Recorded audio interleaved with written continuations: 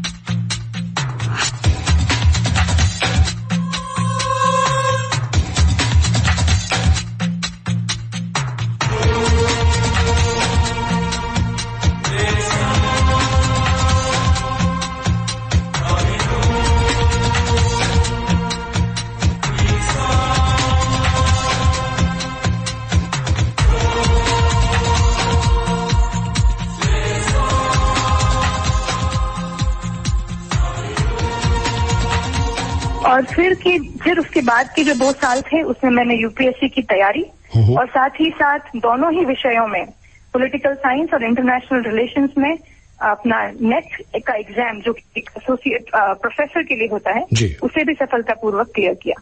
जी, यानी वो ज्वाइन किया फिर आपने?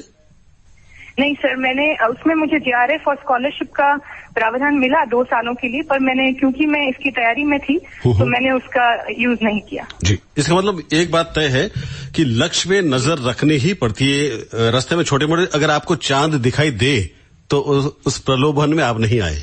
बहुत एकदम मेरा ये मानना है सर कि आप जब अपने लक्ष्य को देख रहे होते हैं तो सामने बाधाएं तो हैं, लेकिन ये आप पे निर्भर करता है कि आप बाधाओं को देखते हैं या लक्ष्य को। जी, अच्छा मूमल, आपको कब लगा कि मुझे इस सेवा में जाना चाहिए? क्या आपके फादर आईएफएस है इसलिए, या घर में माहौल देखा, या यही पहले से ही आपने तय कर लिया था? सर इसका देखिए बचपन से ही दिमाग में ये तो था, क्योंकि पापा इस सेवा में थे। काफी बच्चों को इस सेवा के बारे में पहले से पता भी नहीं होता है, तो मैं बहुत सौभाग्य मानती हूँ अपने पिताजी का कि मुझे बहुत पहले से पता था एटलीस्ट कि इस तरह का एक करियर ऑप्शन मेरे लिए है। जी।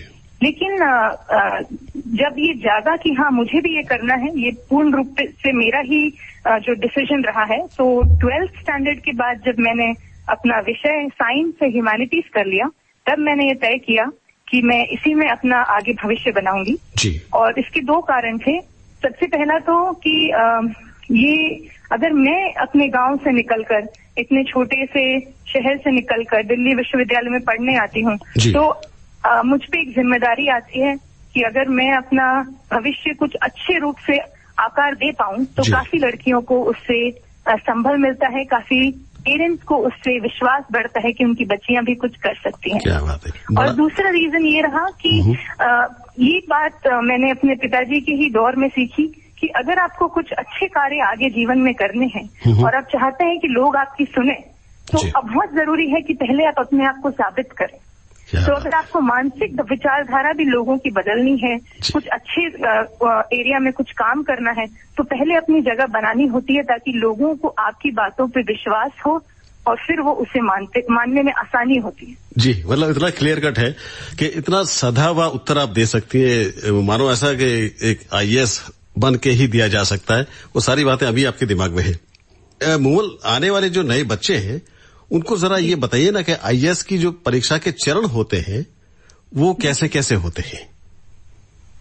जी अवश्य। इसमें बेसिकली आपके जो हैं 3 चरणों में ये एग्जाम होता है। जी।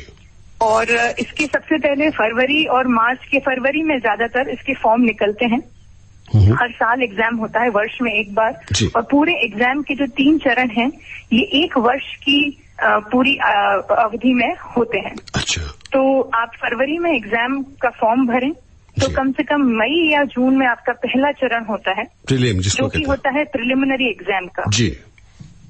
इसमें ऑब्जेक्टिव पेपर होंगे आपके। ऑब्जेक्टिव बोले तो आपकी जो क्वेश्चन होगा और नीचे उसके 3-4 विकल्प होंगे और उन विकल्पों से आपको अपना उत्तर ढूंढना है। इस चरण में 2 पेपर होते हैं, दोनों 2-2 घंटे के और एक ही दिन में हो जाते हैं। अच्छा। तो उसमें पहला वाला जो है वो आपका सामान्य ज्ञान को जांचता है और दूसरा आपके गणित की जो आपकी कितनी आपकी कैपेसिटी और प्रतिभा है उसको जांचता है। अच्छा। तो पहला पेपर इसका आपके अंकों पे, पहले पेपर के अंक बहुत मैटर करते हैं। दूसरा वाला क्वालिफाइंग है कि आप 33% ले आए तो आपका एग्जाम दूसरा पेपर क्लियर होता है। कंपल्सरी पेपर है जी। लेकिन उसके जो नंबर हैं वो आपके जुड़ते नहीं हैं, बस आपको पास करना है उससे दूसरे पेपर को। जी। तो इसका रिजल्ट आपका आ जाएगा, उसके बाद 1 महीने के अंदर आ जाता है।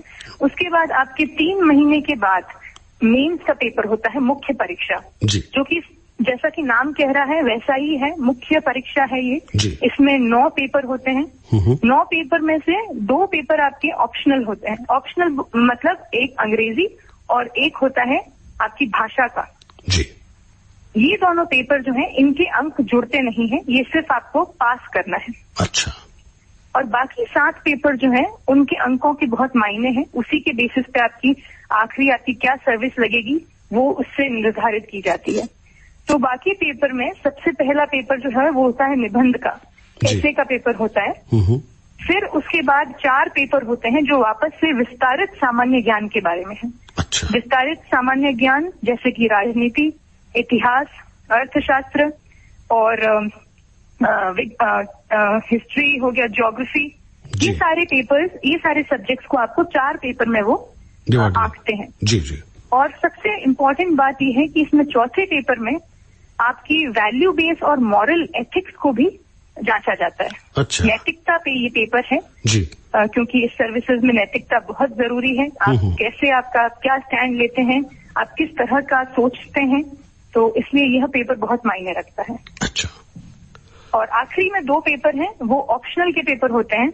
जैसे मेरा ऑप्शनल था political science and international relations. अच्छा। जो कि मैंने बहुत नेचुरली, क्योंकि मैंने अपनी हायर एजुकेशन उसमें की थी, तो मैंने वही पेपर चुना। काफी लोग दूसरा भी चुनते हैं, काफी लोग इंजीनियरिंग बैकग्राउंड से आते हैं या डॉक्टरी पढ़ के आते हैं या कुछ और सब्जेक्ट पढ़ के आते हैं, तो वो काफी इसमें फ्री है कि आप अपना ऑप्शनल नए सिरे से चुन सकते हैं, चाहे तो अपना स्नातक का ही सब्जेक्ट को रख सकते हैं। जी।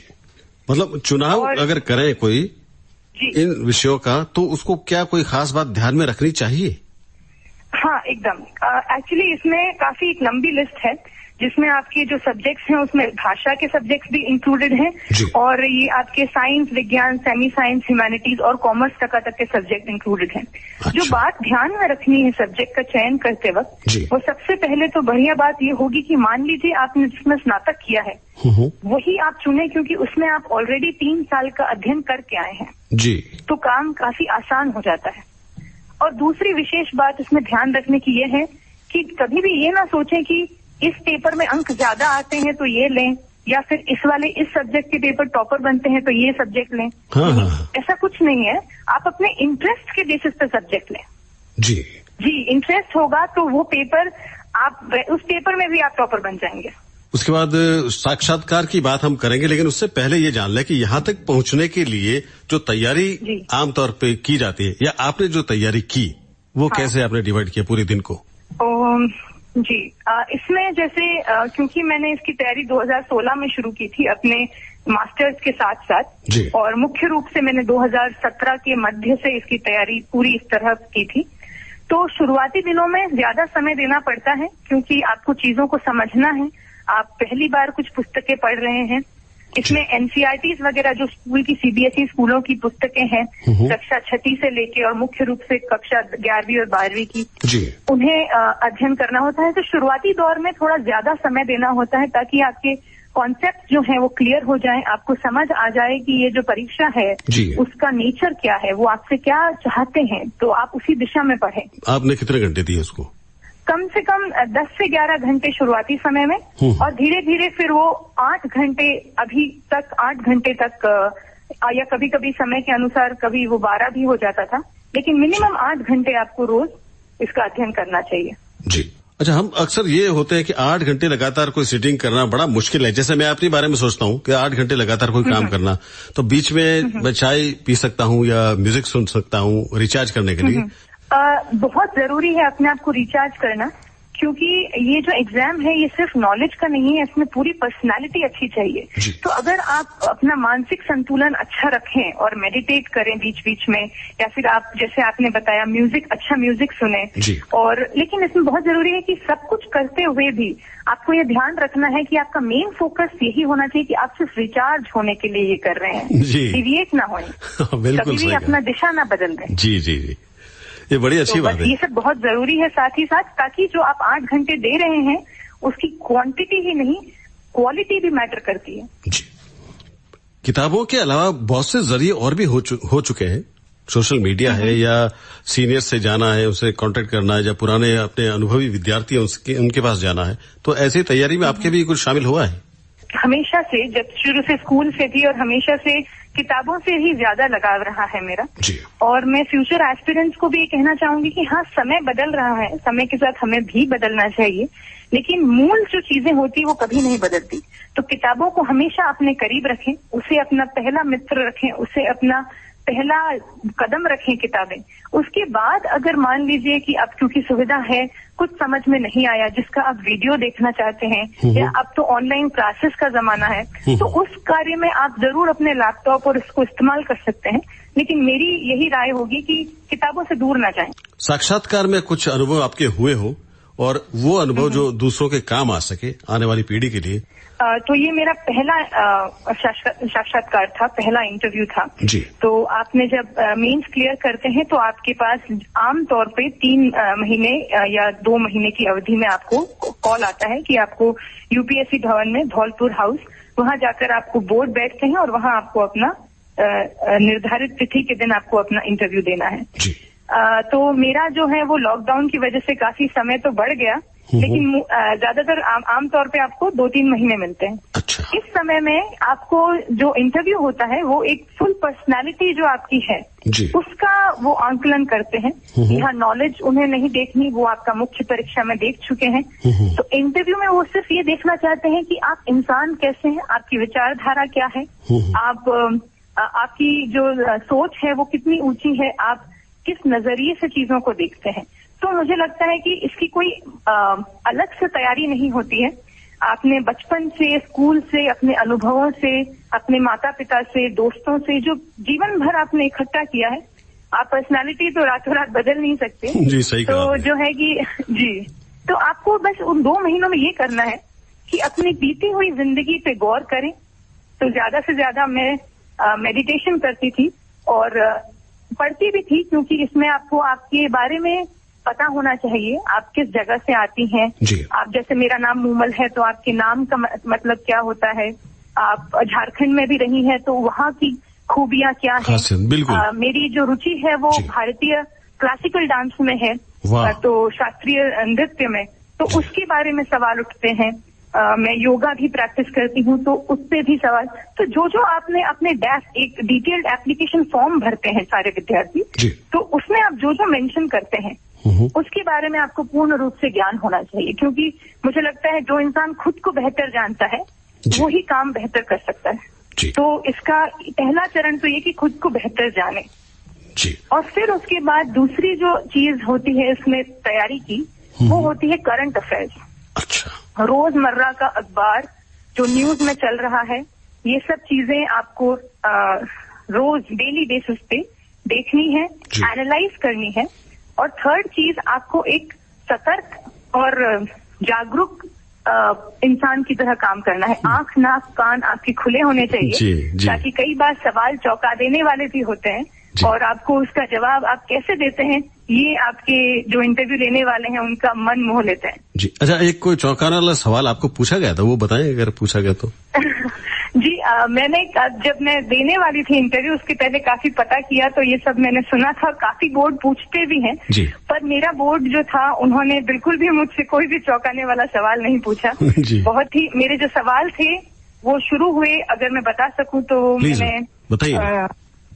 जी अमेरिकी इलेक्शंस पे, क्योंकि मैं इंटरनेशनल रिलेशन से हूँ, तो अमेरिकी इलेक्शंस पे, भारत रूस के संबंधों पे, भारत चीन के संबंधों पे और भारतीय अर्थव्यवस्था पे सवाल थे जी। और एक सिचुएशनल क्वेश्चन था कि एक देखिए ये बहुत काम आता है कि मैं मूवीज देखना भी पसंद करती हूँ, और लकीली वहाँ पे एक सवाल उन्होंने मुझे आर्टिकल 15 जो एक मूवी आई थी अभी आयुष्मान खुराना की, तो उसका उन्होंने जिक्र करते हुए पूछ लिया कि अगर आप उनकी जगह हैं तो आप क्या करेंगी, या तो अगर आपने कोई मूवी ऐसे देखी है तो आप खुल के उन्हें बताएं कि मैं ऐसा करूंगी, और अगर नहीं भी देखी है तो आप वहाँ पे ईमानदारी रखना बहुत जरूरी है, आप बता दें कि सर मैंने ये मूवी नहीं देखी, आई एम सॉरी। तो जो चाबी है इंटरव्यू की वो ये है कि आप कितने ईमानदार हैं और साफ दिल हैं। अच्छा, ये भी कहा जाता है कि इंटरव्यू के लिए आप जब जाते हैं तो आपके कपड़े, आपके हाव भाव, आपका जेस्चर, आपका चलना, ये सब कुछ भी देखा जाता है। बिल्कुल बिल्कुल, बॉडी लैंग्वेज, आपके कपड़े और ये सब जो है देखने वाले को सबसे पहला इंप्रेशन होता है किसी भी इंसान का। आप कैसे दिखते हैं, कैसे चलते हैं, आपके शब्दों से पहले भी नजर पड़ती है, उससे आपका आंकलन किया जाता है। तो मान लीजिए कि आप गेट खोलकर अंदर उन्हें विश कर चेयर पे बैठे बढ़िया से, तो ही आपका आधा काम बहुत अच्छा हो जाता है जी। तो ऐसे कई मैंने सुने हैं वाक्य, और मैंने खुद महसूस किया है कि सवाल दर सवाल आपको जवाब नहीं आ रहे होते हैं, और ये आपसे आशा भी नहीं की जाती कि आप सब जानें, लेकिन जिस कॉन्फिडेंस के साथ आप जवाब दें, जिस सच्चाई के साथ दें, और जिस आपका हाव भाव, आपका व्यवहार, आपकी विनम्रता, ये सब काफी खेल बदल देती है।